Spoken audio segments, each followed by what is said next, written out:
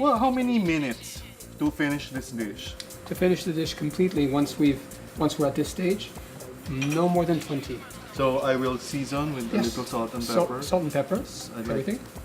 I don't like a little. You know, in the Philippines, gusto namin malasa. Okay. Pepper. Okay, so now that we've seasoned with salt and pepper, so we roll them now in flour. Yes, just So ano lang po ito, harina, at tapos ganyan lang. right a plate for you. We switch. When you flour, do you want a lot of flour on the chicken or just enough? Well, this flour actually is going to serve two purposes. It's going to make the chicken a bit crispy, and the flour actually is going to go into the sauce later. It's going to thicken it up slightly. Does it also seal in the flavor of the chicken? It does, yes. If you sear it nice, it'll keep in the juices. What do you think of like when you're cooking when you're alone? I think of not making a mistake. You don't think of like France, like a song, a poem. I like to have the music when I cook as well. Can you sing for us? What about the nursery song, the kids song? Frère Jacques, Okay, you know that one. but you know it more than I do. I don't know the lyrics. Frère Jacques, dormez-vous, Dormez-vous, dormez-vous. sonnez les matines, ding dang dong. What does it mean? Ano ibig sabihin? It's a story about Frère Jacques is a pare. It's a monk. Pare. Yes, and so it says, brother Jack, you're sleeping. You're supposed to be Cooking. You're supposed to be ringing in the Ringing morning. the bell. Sonnez les matines. Okay. The monks Oh, were yan, supposed- tingnan mo, may natutunan na naman tayo habang nagluluto tayo. Okay. Ngayon po, pre-pritusin na ni Chef Michelle ang chicken na linagyan namin ng harina and salted sprinkled with salt and pepper.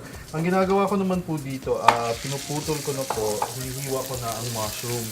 Yung tomato po nila, kung nakikita niya, mas malaki po, hindi yan normal dito sa ating mga market. Kasi po, canned tomato ito. And ang hiwa is sa gitna, tapos puputulin niyo siya ng 4. Isa, dalawa. Yan. Equal with the garlic here.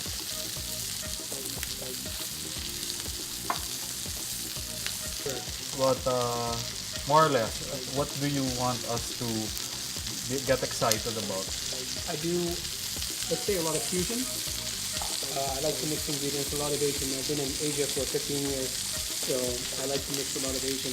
Ginger, lemongrass, lime leaves. I like to use a lot of that. But do you know how to cook Filipino food already?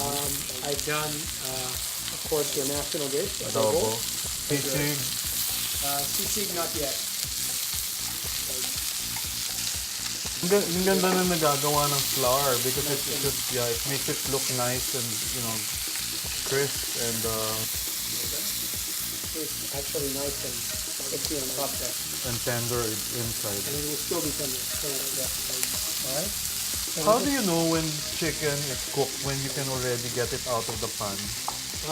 This one, we're actually going to saute it just for that's been about 2 to 3 minutes one side, 2 to 3 minutes another side. Masama po kumain ng hilaw na manok, pwede kayo magkaroon ng salmonella. Kung meron siya mga pink na malapit sa buto, no yun. No, you don't want pink. Kaya baka kayo magkaroon ng bacteria. So just lightly saute. So what about the Philippines do you love the most? What do I like? I like hot weather. Hot water? Hot weather. Weather. Okay. It's always And generally the people are very friendly. they're very hospitable. Exactly. We open our houses for you, Everyone for says foreigners. hello.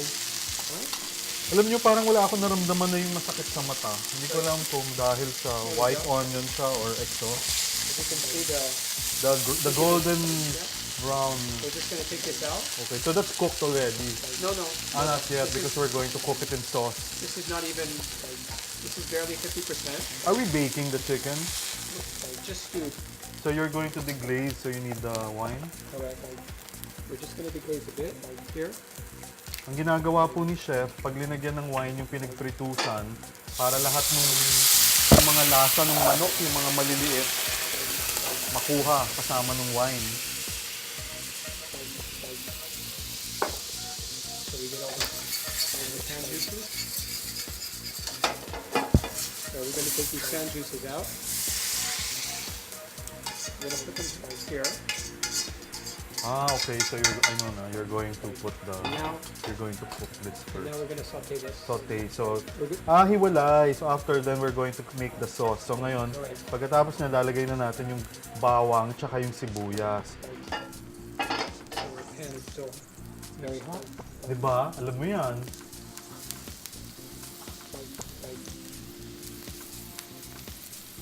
There you go. And after that, what are we going to put next? When you, pag ang onions po, naging, what do you call that? You can see through it, it becomes opaque, Yeah, a bit translucent. a bit translucent. Ibig sabihin, Golden brown. People luto have na ang many sibuyas. names for that. We're just going to basically sweat the onions down a bit. A little bit of color. There we go. So we're going to do this for about 3 to 4 minutes. Yes, okay. Okay, I'm so excited to eat. Okay, so now we can add, I guess. Yes. See, they're starting to sweat, a little bit brown there. Yeah. Here. Alright. So we're just going to pop all that in there. Dump it all in. Yeah. Thank you, sir. Can we use fresh tomatoes Of course instead? you can. But how is do we have to boil the tomatoes first and stew it? Or dire-diretso na pwedeng balatan na lang yung tomato? I mean, we peel the tomato I and... understood that, yes. If you don't want to, it depends if you want the skin or not. But if you don't want the skin on the tomatoes, you just boil them in boiling water for about 2 minutes, and then the skin peels right off. So we're just going to bring this to a boil.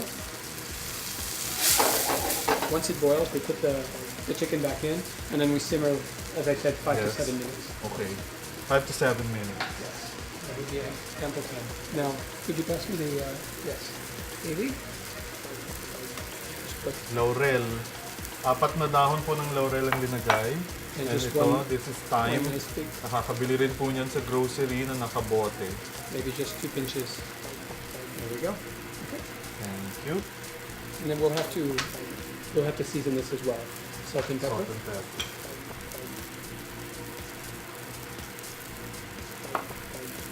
And actually, if you'd like to do this to a little bit more Filipino taste, you can be my guest and add some sugar. And add some sugar. Actually can. told them that instead of putting salt, we can also put Patis. patis, fish sauce. Yes. We're at a boil now. Okay. Now we're just going to drop this back in. Babalik na po ang manok para ma-absorb ang mga lasa ng sauce. Kaya yung manok kanina medyo hilaw-hilaw pa. Ngayon, dito na talaga siya maluluto. It's always nice pag bagong luto instead of always just taking out or parang starting from scratch.